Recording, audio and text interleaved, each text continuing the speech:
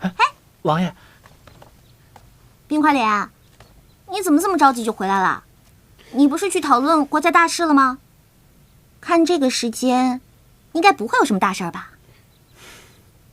你若不说话，没人当你是哑巴。哟，看来虽然不是什么大事儿，但是挺心烦的。来说说吧，本小姐就给你匀这么一点点的时间，陪你聊20块钱呢。说吧。西南巡抚上书，西南封地送往京城的贡品被劫。我也问过户部的人，他们说西南当地困苦，今年又逢天灾，所以请求减少纳贡。他们还提出了要求，若是再补充一份贡品的话，希望能够减少今年的赋税。然后呢？父皇让我和二哥回来好好想想，明日早朝商议此事。这确实是个难题啊！民以食为天，如果都吃不饱穿不暖了，还纳个屁税啊！我的意思是啊，这个税收啊是国家的主要来源。可是如果说减就减的话，那岂不是成了儿戏？但是这既加税又上贡的，这未免也太不近人情了。哎，好纠结哦。看来你倒也明白，所以我也在考虑，到底应该如何是好啊？这西南贡品到底是什么？得有多值钱啊？能让别人冒着杀头的罪都得去截胡？你不招人讨厌的时候，还是挺有用的。哎，你，嘘，没意思，不跟你玩了。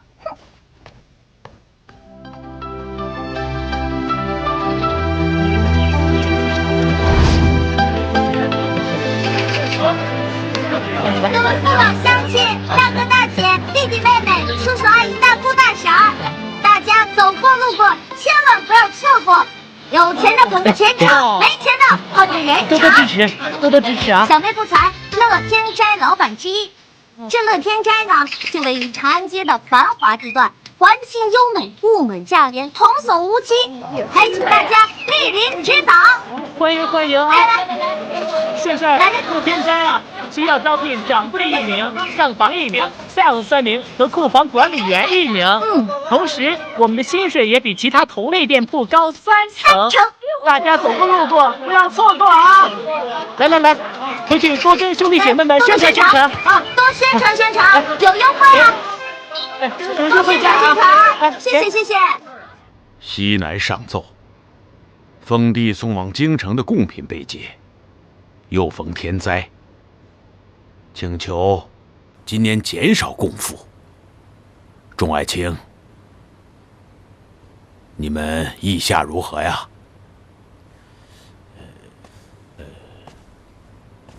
回陛下，西南临近滇藏，关系边疆安稳，贡品被劫，实属无奈。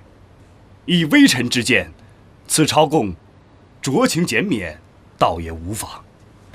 皇上，这简直是无法无天，竟敢公然抢夺贡品！以臣之见，出兵剿匪，夺回贡品，告示天下，以儆效尤。说得对，就是对。你们有什么想法呀？父皇，儿臣听闻西南百姓遭受旱灾，生活困顿，加上此次贡品又被劫，实属雪上加霜。如若在此时加贡，恐怕对他们来说无疑会造成很大的困难。以儿臣之见，向西南百姓减贡1年，这样让西南百姓知道吾皇仁爱之心。二哥此言差矣，朝廷纳贡意在威慑，并非真贪图那几箱珠宝、几只珍禽走兽。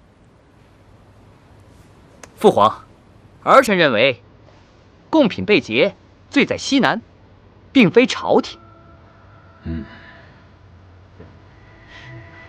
说的是。想不到，萧儿平日沉醉于风花雪月，遇到大事倒也不糊涂。妻儿，依你看呢？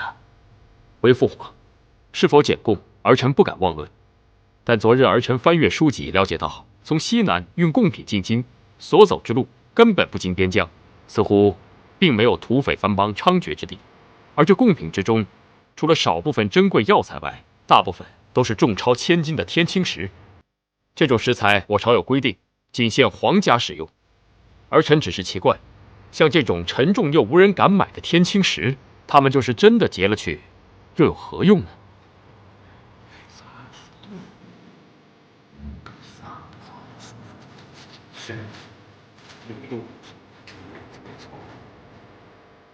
老臣以为灵齐王言之有理，皇上应尽快派人调查贡品被劫一事，待真相大白之后，再来商议是否减贡，也不迟啊。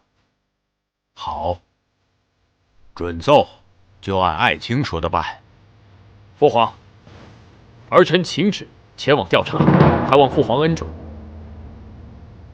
这件事稍后再议吧。是。真没想到，谢元齐这小子居然来这么一手。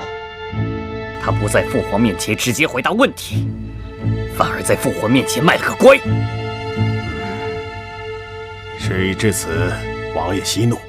皇上虽然认可了三王爷的想法，可并没有恩准其前往西南岸的计划，这就说明皇上还在犹豫，此事还有转机。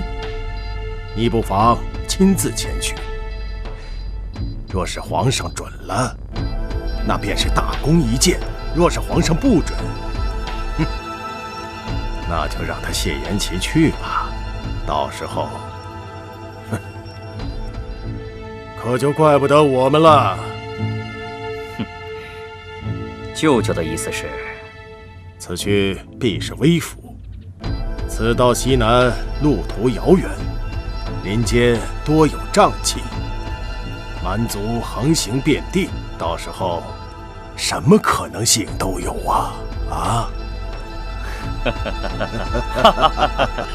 高，实在是高。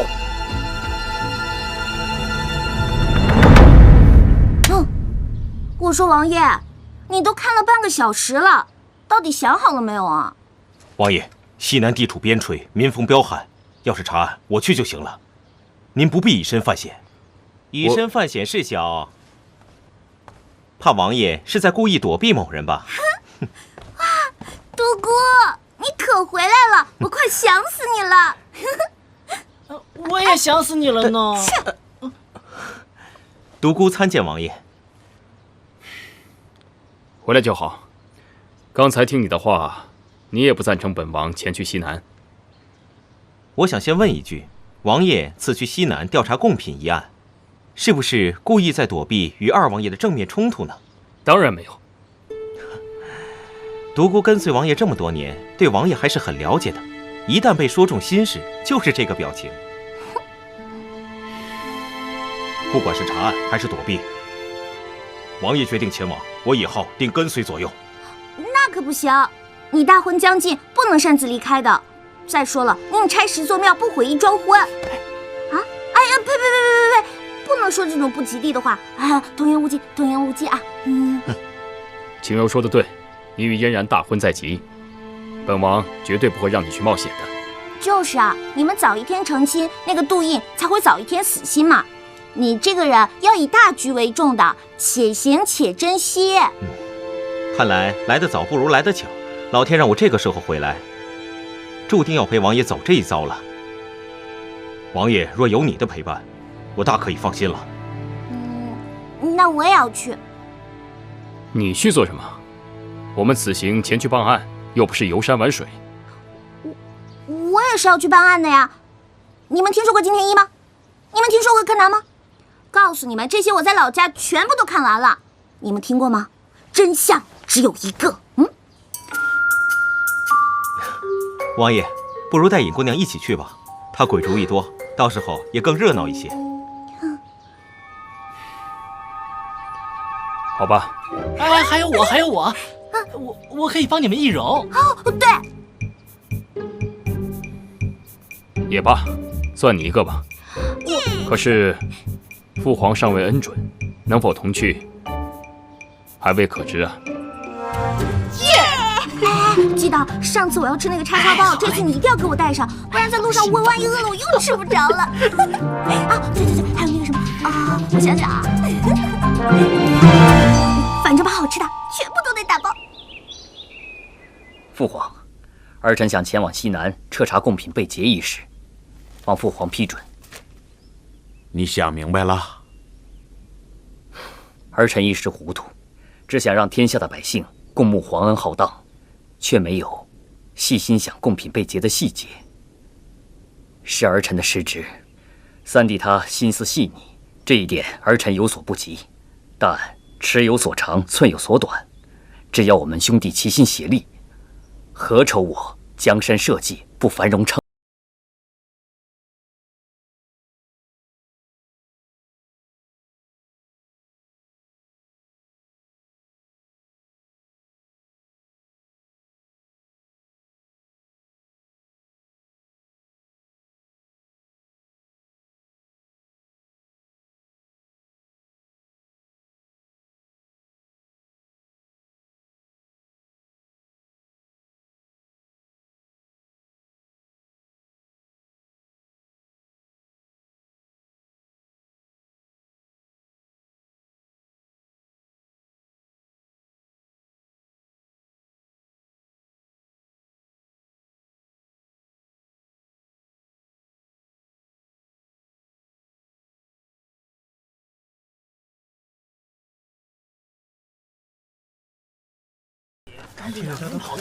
我们呢考的是你们的数字能力和应变能力。那你听好了，第一题哦，1、2、3、4、5、6、7、8、9、10，10个数字，哪个数字最勤劳，哪个数字最懒惰呢？不知道。不知道。下一题。蚕宝宝为什么会有很多钱呢？不知道。这不知道。不知道。哎，因为蚕宝宝会节俭。哇！哎，那第3题啊，2个人同时掉进海里，一个人叫小明，那另外一个叫什么？当然叫救命了。你这太笨了，这题第一题，1、2、3、4、5、6、7、8、9、10，10个数字，哪个数字最勤劳，哪个数字最懒惰呢？第一最懒惰，第二最勤劳。哦，为什么？因为一不做二不休嘛。第2个问题，麻雀一直叫个不停，怎么样才能让它不叫呢？这个压它一下，鸦雀无声嘛。那我也问一个。哎，这怡红院呐来了3位姑娘，可是老鸨呢只需要1位姑娘，这可怎么办呢？2万。跟您开玩笑呢，我们还没问完问题呢。然后呢，这个老鸨呢就想了一个办法，让这3位姑娘呢从一锭银子面前经过。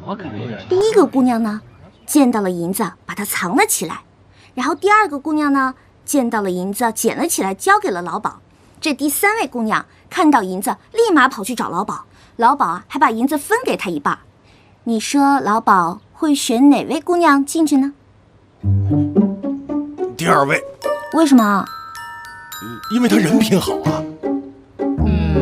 再想想。那就是第3位，因为他有眼力劲儿啊。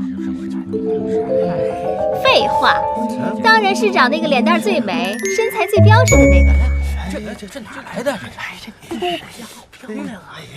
你都到那种地方工作了，还有德行干嘛？整顿风气呀。哎呦，真不愧是在那里生活战斗过的，这读万卷书不如行万里路啊！你不信呐？你不信，随便找几个老鸨问问，看他们是怎么回答你的。他说的呀，是对的。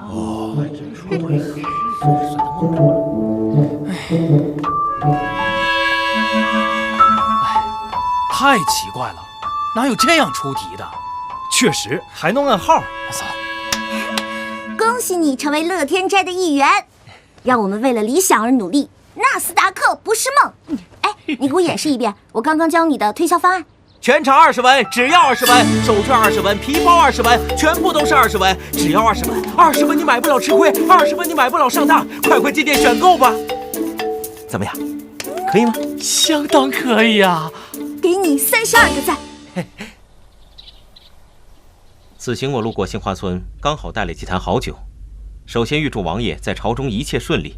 今天你我不醉不归。好啊，来尝尝。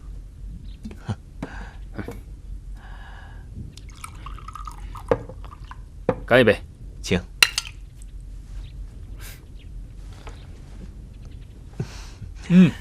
好酒啊！独孤，你知道吗？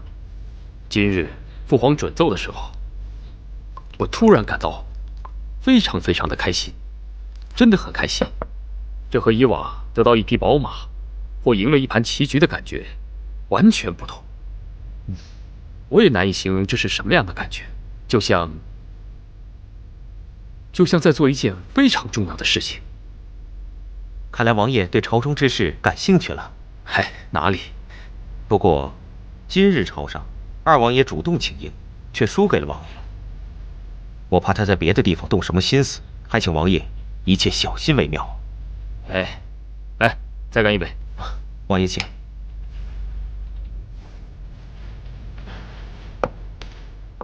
其实啊，你们都不了解二哥。二哥这个人，心胸虽算不上开阔，但也并非十恶不赦之人。小的时候，他对我非常之好啊。可是人都是会变的，尤其面对这种江山社稷之事，原本当初不属于自己的东西，突然送到自己眼前的时候，任凭是谁，都不会不起邪念的。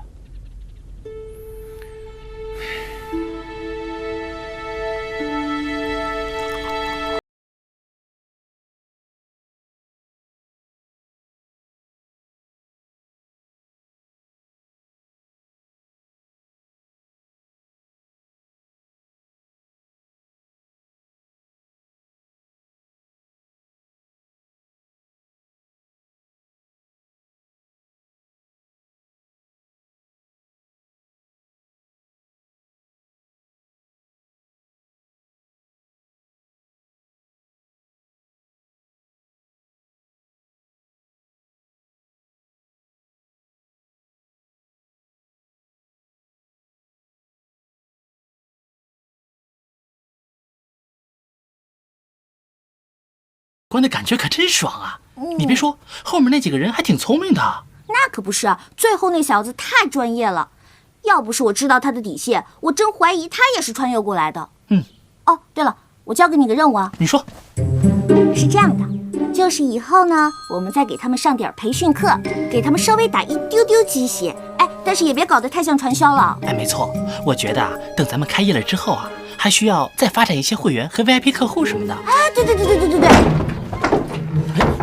王爷，青柔，王爷非要见你一面，我也没有办法。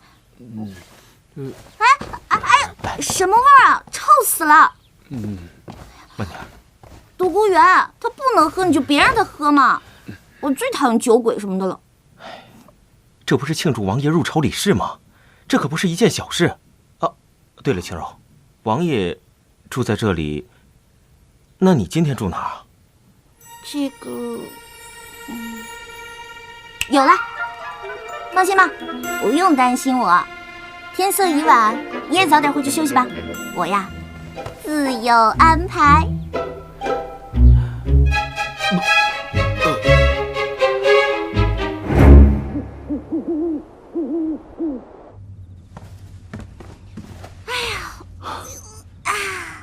叶青柔，你可真行，就这么横冲直撞的来我房间。现在是古代，男女授受不亲。这有什么的呀？以前咱们剧组条件差的时候，7、8个人都一起住过。哎呀，再说了，你也不是个男的呀。哎，谢元琪倒是男人，喝那点酒就醉成那样。哎，他那是因为今天高兴多喝了2杯，好吗？哎呦，他就护上了。我哪有啊？但我跟你说啊，如果他明天找我麻烦的话，你可别袖手旁观啊。哎呀，放心吧，天空飘来5个字儿，那都不是事儿。啊，快点睡吧，我要困死了。啊，晚安。哎哎。哼哼哼。嗯。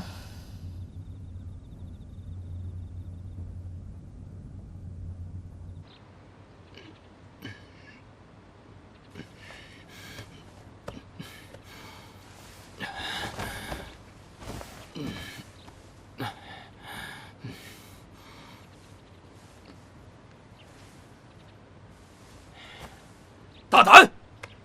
未经本王允许，谁把我的违章换得如此艳俗？来人呐！王爷，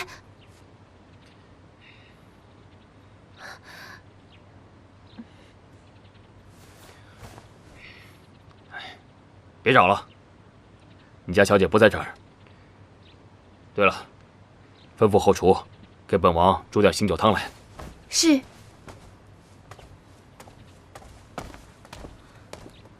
王爷，这你，宁轻柔，王爷昨晚睡你这儿，那你睡哪儿啊？要你管。我昨天晚上睡柴房，不行吗？我想学学卧薪尝胆，不行吗？你当真是睡在了柴房？当然是假的啦！你不是告诉我把这里当自己家吗？于是我就真把这儿当自己家了，所以呢，我就睡在了某个下人的房间里。哟，这可了不得了，有道是男女授受不亲，景柔姑娘这么做不太好吧？他不是男的。哎，我，他分明不是什么？不是男的。人家本来就很难过了，你就不要在人家的胸口上再插上一刀了。哎呀，乖乖，王爷，不哭啊！好了，这。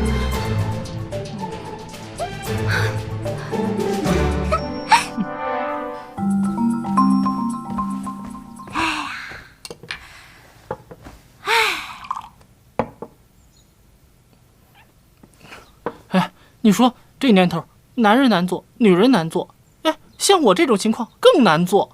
这孔双双不咬人能死啊！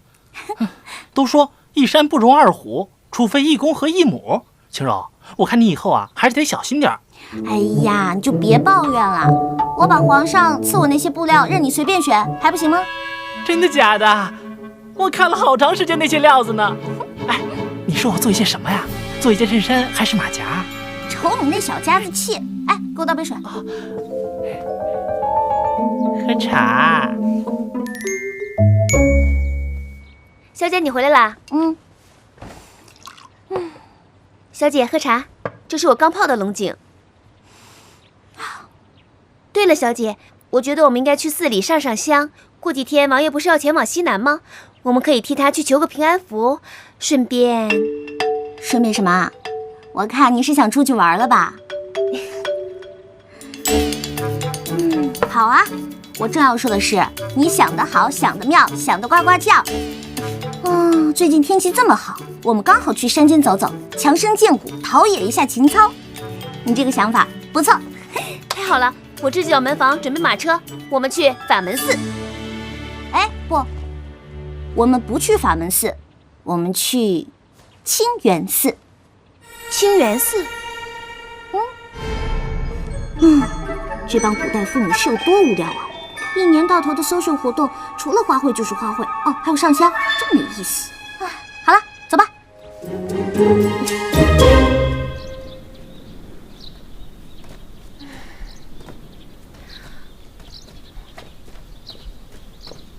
小姐，我们为什么不去法门寺呢？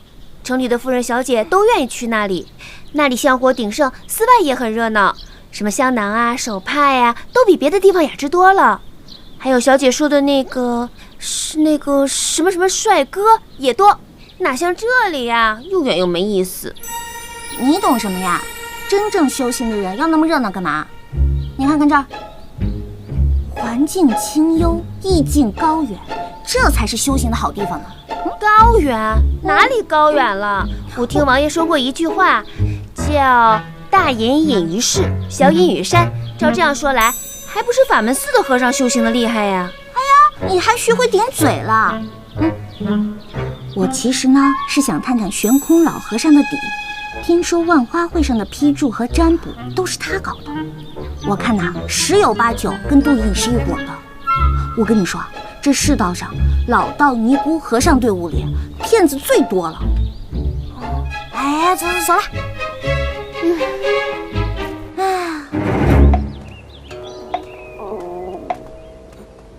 你又饿了？对呀，那咱就赶紧走吧，一会儿就可以吃饭了。哎呀，别着急，他这个菜啊，一板一眼，毫无特色，我都已经吃腻了。你才吃多久就吃腻了？3岁开始到现在，你算一下。你怎么3岁就进来了？哎呀，说来话长，3岁的时候吧，我得了重病，那个时候家里边没有钱给我看病，恰巧这个时候来了一位高僧，说我原本就是什么佛祖座下小童，只要我回到佛祖座下就能平安无事，所以我的父母就把我送给他了。哎呀，这封建迷信啊，真是害死人，真可怜啊他们。今天我们请到的嘉宾是中国厨艺大师李铁刚和营养学家。2位小师傅。施主好。请问你们的师傅今天在寺里吗？我们师傅今天不在寺里，他去忠义府念经去了。哦，不在啊，那我找你们好了。我呢，为了参加美食大赛，专门研制了一种绝门的素食手艺，不知你们可否帮我尝尝呀？来尝尝吧。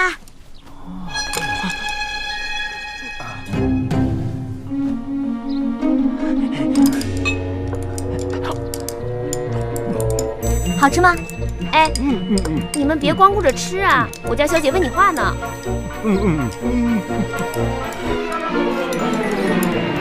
你们师傅名气那么大，每天见的贵人那么多，你们作为他徒弟，会不会感觉压力很大呢？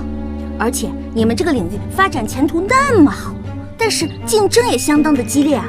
那你们觉得是竞争多一些呢，还是机遇多一些呢？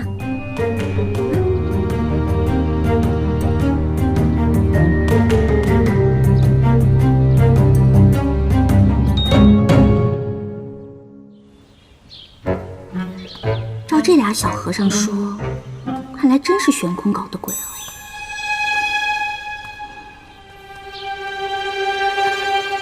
回来了。我听说一般女子出去上香，没个1天半日根本回不来，你为何如此快啊？我能是一般女子吗？哦，不是吗？那当然了。那我倒要试试，跟我来。哎，干嘛呀，冰块脸？哇，好漂亮啊！你叫什么名字呀？不妨猜猜看，若是猜中，有赏。不是叫追风，就是叫踏雪，要不就是惊雷。你是怎么知道的？他叫追风。这么大众的名字，用脚趾甲盖想都能想到。这匹小红性情温顺，非常适合女孩子骑。小红，我去，你竟然叫她小红，这么 low 的名字。low？哦，对了，你会骑马吗？我当然会了。哇！哎，冰块脸，我给你唱歌啊！让我们红尘作伴，活得潇潇洒洒，策马奔腾，共享人世繁华，对酒当歌，唱出心中喜悦。哎，什么？你换新衣服带了吗？带了。那个生活用品带了吗？带了。好吃的呢？带了。卫生巾带了吗？卫生巾？这位小姐，麻烦您稍微把自己当一下女人，也把我当一下男人，好不好？不嘛，我就是挺想念他的。我又不知道做女生是否应该自由点。儿臣此番西南之行山高路远，这次是特意来向母后告别的。儿臣此行定不负父皇所托，必将这件事情查个水落石出，还望父皇母后不要担心。我听说你舅父前不久送你一位女子，不如这次把这位女子一同带上服侍你吧。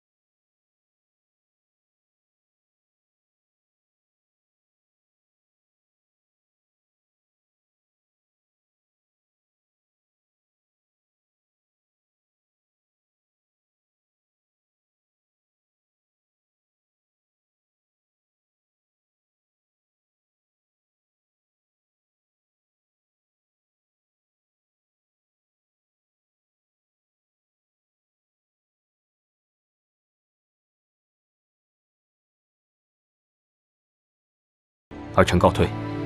去吧。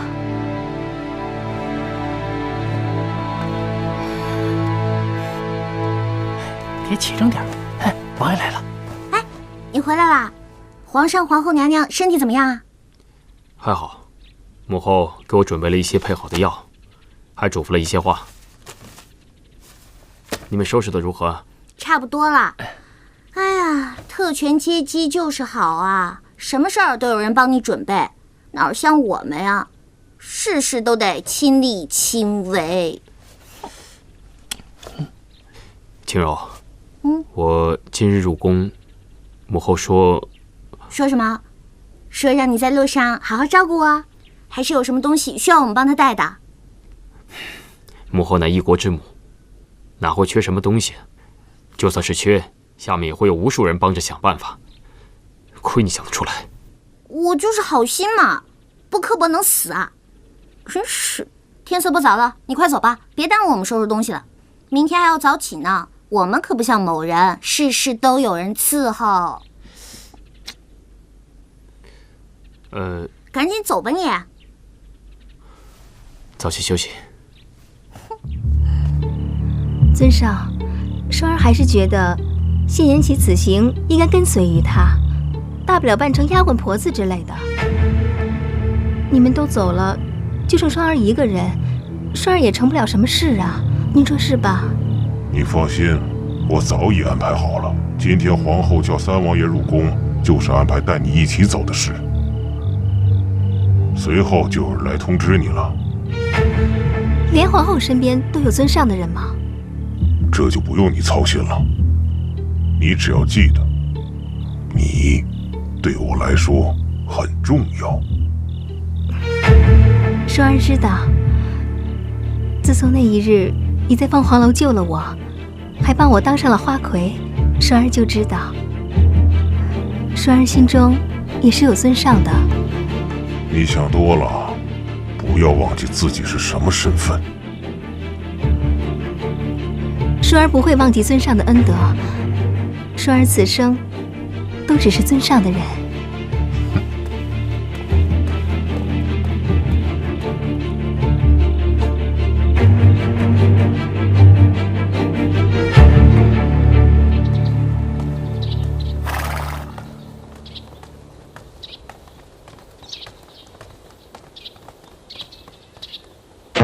哎，你怎么出来了？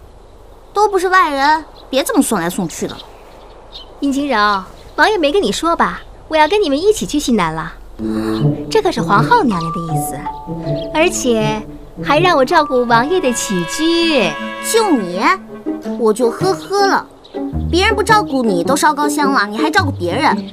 我能不能照顾人不重要，关键是这是王爷的意思。好了，时候不早了，赶紧启程吧。男人的话，果然跟母猪上树的传言一样不可信。哼！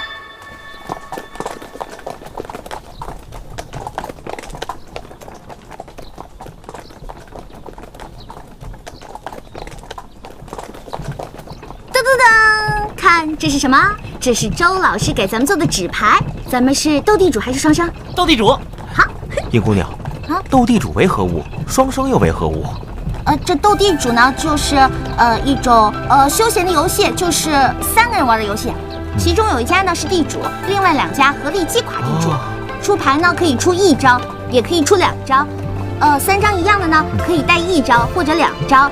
然后那个4张一样的呢就是炸弹。2张王牌呢是最大的牌了，是最大的炸弹。哎，阿果、双儿，你们不用听吗？一会儿别被赢得哭鼻子。这个晴叔之前教过我。我虽然不怎么会玩哈，但是稍微了解一点儿。我跟晴叔家离得比较近，会玩一点。我们都玩得不好啦。对，我们玩的都不好。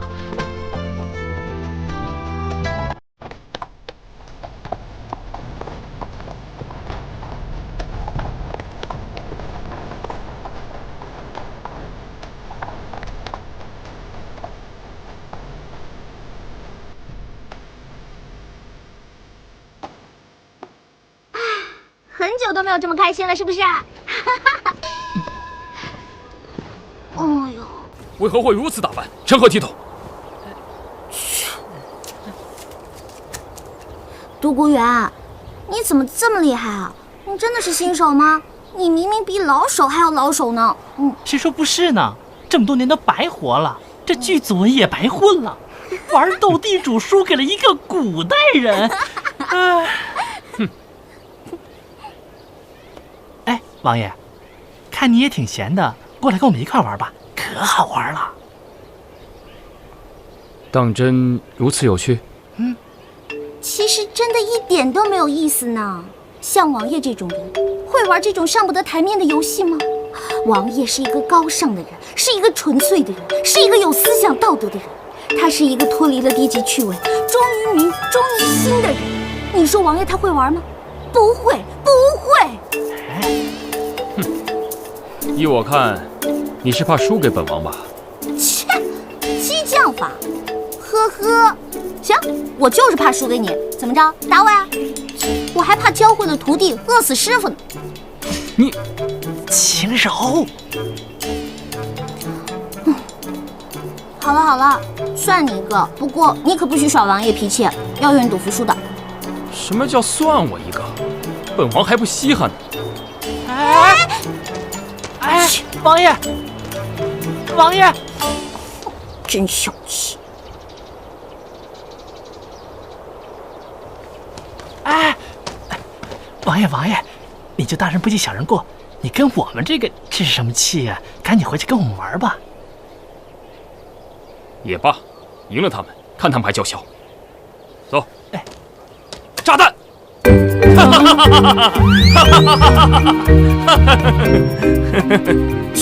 玩了，真没意思。哎呀，舅舅，你来之前也不跟我说一声，好让我早些出来迎接呀。不必了，我来就是跟你说一声，一切都安排妥当了。舅舅，我觉得我最近好好想了一下，如果现在动手，是不是太过明显了？王爷不必多虑，我们当然不会在他刚出京城的那个时候动手，我们是等他路程过半的时候再找机会。况且我这次安排的人，声音相貌都更似滇藏人士，以便于被我们嫁祸。舅舅，不知道为什么，我总是隐隐有一些不祥的预感。王爷，切勿优柔寡断，做大事者当断则断，否则必受其乱呐。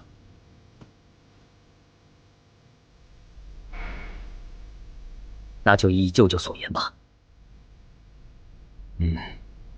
那我就先走了。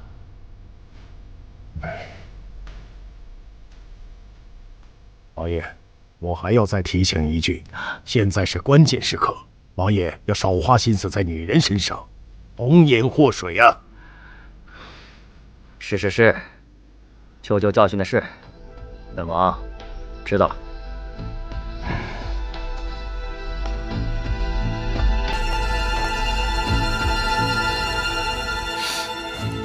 管得够宽的。哎，今天趁着人多，我们来玩杀人游戏吧。好。大胆！你二人怎可如此轻率？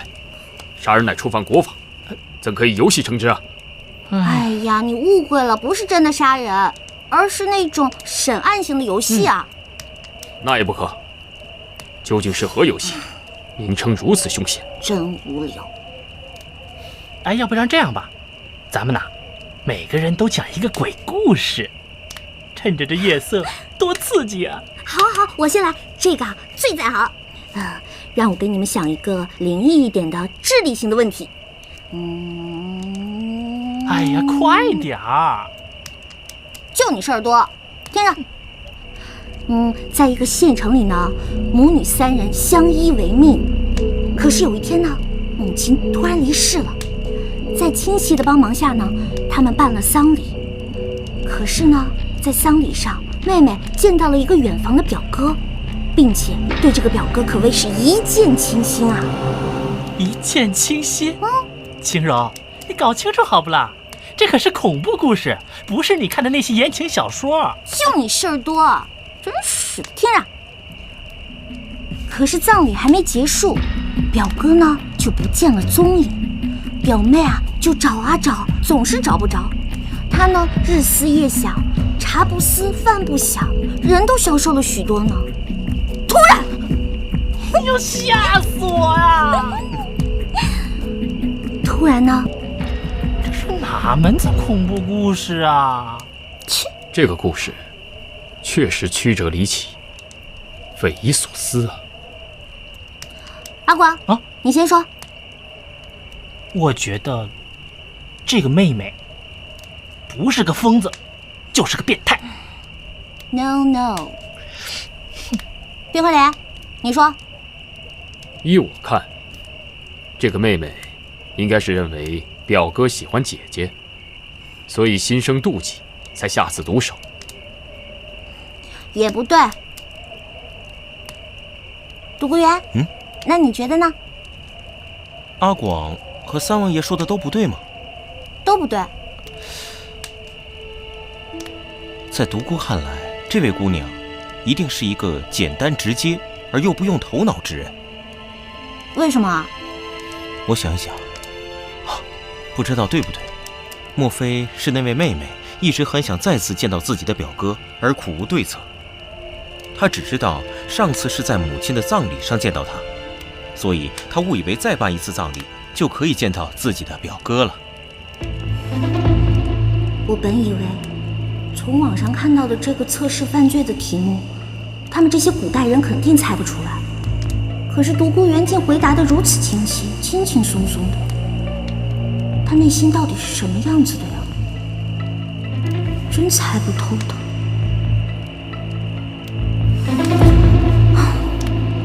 那么，晴柔，独孤公子说的对不对啊？是对的。天哪，你太厉害了！这么腹黑的答案你都能想得出来？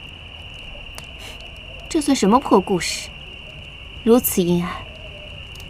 王爷，你说是吧？罢了，这故事实在过于阴暗。本王乏了，今天就到这儿吧。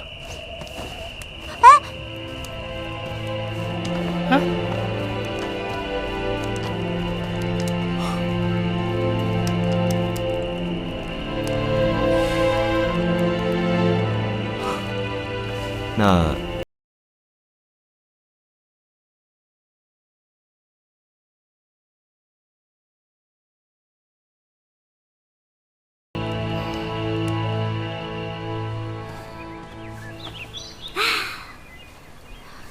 左三圈，右三圈，脖子扭扭，屁股扭扭。哎呦，尹晴柔，你这么做暴露年龄，知道吗？你干嘛像个鬼一样突然出现在别人身后？都快吓死人了！昨晚那道题，本王并非答不出，只是本王精神欠佳，无暇思考。你可以多出几道题，本王一定答得出。原来是这事儿啊！我告诉你，别逞强了。难道你以为本王的聪明才智不如那独孤吗？有些问题呢，不是答上来才叫好。世间岂有此种道理？快出题吧。哟，我们三王爷不会是吃醋了吧？我没有。你脸都红了，还说没有？你若是不肯出题，就算了。哎，爹娘，阉人给您二老奉茶来了。哦，好。尹将军好，尹夫人好。好。尹将军请喝茶。好。尹夫人请喝茶。好。嫣然呐，来，让我好好看看我这准媳妇儿。好，真是个好姑娘，跟我这傻儿子配呀，真是委屈你了。娘，您说什么呢？这么遮孩儿的面啊！我呀，一看到嫣然，心里喜欢着呢。谢谢尹夫人。这个晴柔啊，跟着三王爷去了西南，都这么久了，我这个做义母的心里头啊，牵挂呀。浩儿，哎，最近有他们的消息吗？娘，近日孩儿没收到王爷和晴柔的消息，但是有独孤元和李章在，您就放心吧。是啊，你就别瞎操心了。这驿站呐，过几天会有消息的，啊！我这心里面呢，总觉得空落落的。娘，您就不要过多担忧了。您要是觉得烦呐，就让嫣然陪您出去走走。是啊，尹夫人，要不嫣然陪您出去走走吧？最近天气不错，正是出游的好时机呢。好，我们走吧。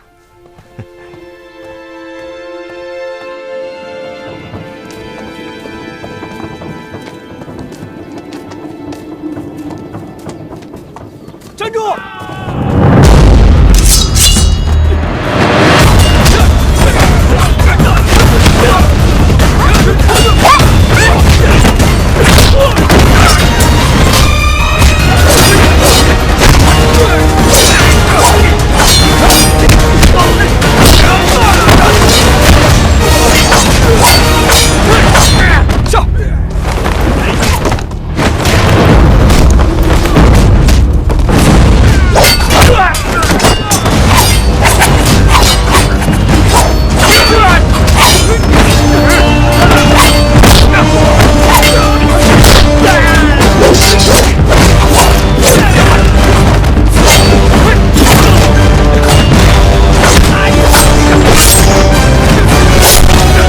双儿姑娘伤势如何？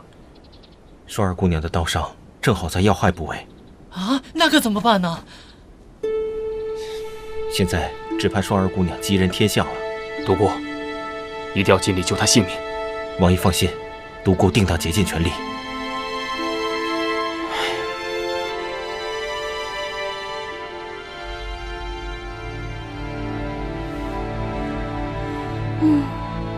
哎，你想什么呢？阿广，你不觉得很奇怪吗？这孔双双居然能为了救谢云奇而受伤，我总觉得这里边有问题。哎，你想想啊，他是谁啊？他可是孔双双，他可是上天下地唯我独尊著名大影星孔双双啊！哎，他怎么可能为了救别人而让自己挨刀子呢？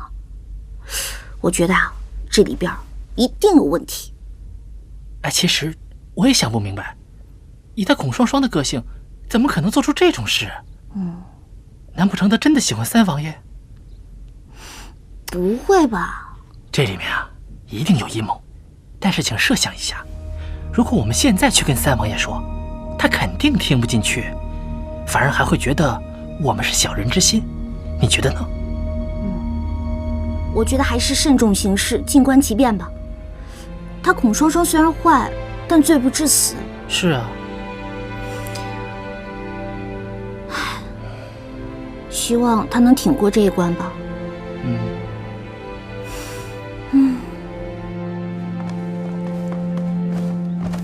儿臣参见父皇。起来吧。谢父皇。父皇，不知这么急召儿臣过来，所为何事啊？是啊。妻儿在去西南的路上遇刺。啊？什么？是三哥？三哥他现在可否安好？倒还好，此刻性命无忧。朕让你们觐见，主要是与你们商议，此事究竟是何人所为，竟敢如此大胆，行刺皇子？对呀，竟敢对皇室下手，实在是猖狂。不过，父皇，现场可否留有什么线索，或者是活口？信中并未提及呀。这一群贼臣乱子，实在是胆大包天。不过父皇，请你放心，臣儿一定会将此事查个水落石出，也好给三弟一个交代。父皇，儿臣请旨，去接三哥回宫。妻儿说，他一定不辱使命。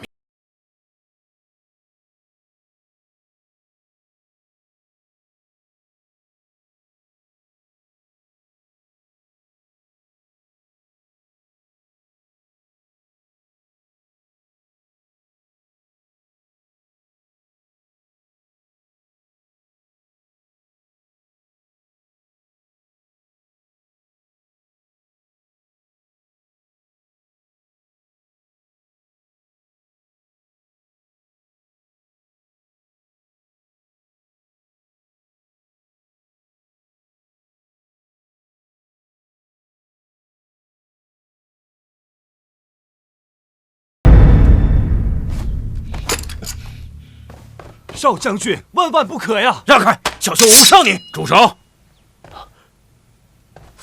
爹的话都不听了，下去吧。是。爹，三王爷和晴柔他们遇袭受伤，我一定要过去看看，将那些乱臣贼子一网打尽。事情已经出现了，你去又有何用？三王爷有让你去的。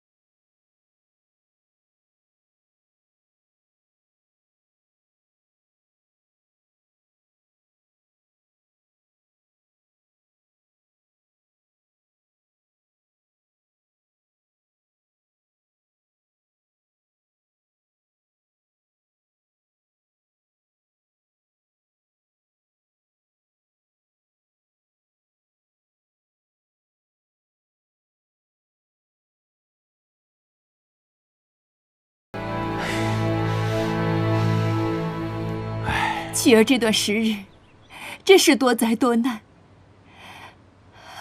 幸好此次无碍，要不然，可让我怎么活呀？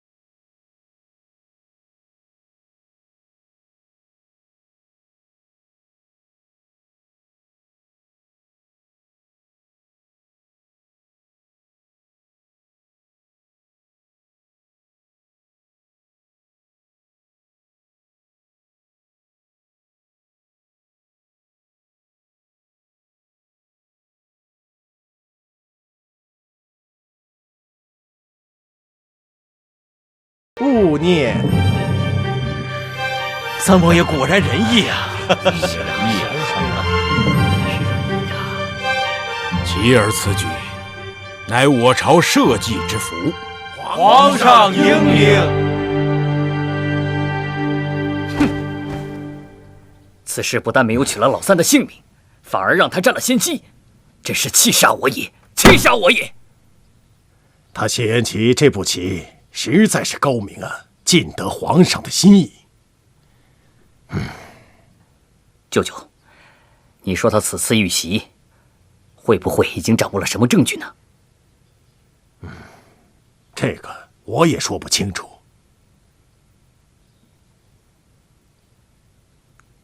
倘若他真的掌握了证据，为何不把你我二人抖落出来呢？眼下你我二人也只好按兵不动，静观其变了。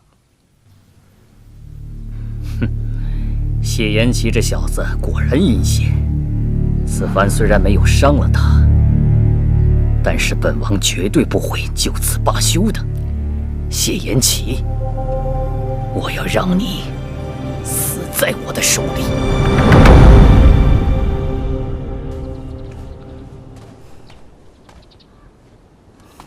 青柔，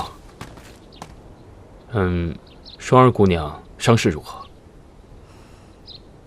我已经替她换过药了，而且她现在意识不清，正睡着呢。你就放心吧，阿广正在里面看着呢。哦，那独孤呢？独孤为了给双双疗伤，动了真气，所以现在在屋里静养呢。青柔，为何我觉得你在与本王置气呢？没有啊，我只是觉得你有心问我双儿姑娘的伤势，倒不如想想是何人行刺你吧。哦，这行刺之事，之前独孤也有提过，他认为此事必是谢延辰所为，还建议我务必与他抗衡到底。你说你这次微服出巡本来就十分隐秘，朝中之人就没有几个知道的，可是那些贼子为什么会知道你的所在呢？而且这些贼人分为两拨人马，第一批人呢，一看就是山贼，他们只图钱财，行动也十分的果断。可后面那些黑衣人呢，一看就是训练有素，而且行动也颇有章法。哦，最重要的是呢，他们根本不贪财物，是直冲着你来的。所以我就想，这些黑衣人的幕后主使，一定是知道你身份的人。而这朝中能有行刺动机的人，也只有谢延辰了。一开始我也这样认为，但后来我越来越觉得此事没有那么简单，还有很多地方值得仔细参详。要说此事是二哥所为，到目前为止也只是推断。在我看来，谢延辰不过是一个幌子罢了。也许有人只是想利用他的身份。对。不过，不管此事背后的指使人是谁，我都已上报于父皇，必将此事彻查到底。还望父皇保重龙体，慎重出兵，以免打草惊蛇。还是你想的周全，而且啊，以德服人。希望那些贼人啊，不要再出来。给你点个赞，噔噔。哦，这双儿姑娘伤势一事，还要多谢你啊。毕竟她是因我而受伤，还望你莫要误会于我。哼，我才不管呢。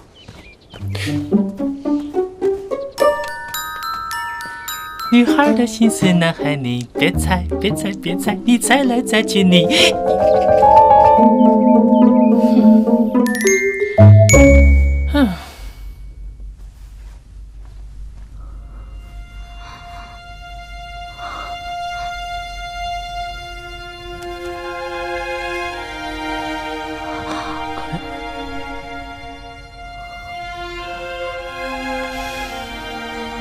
双儿姑娘，你还是好好休息吧。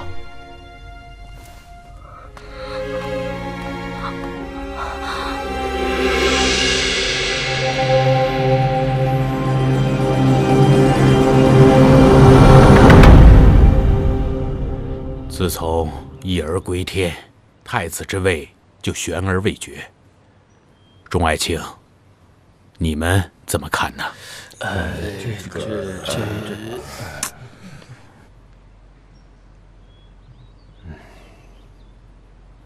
皇上，臣认为三王爷谢延琪可担太子之任。爱卿，你为何推荐其儿？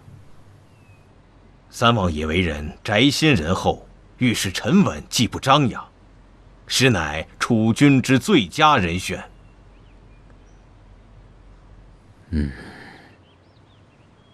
启禀皇上，臣推荐二皇子谢延辰。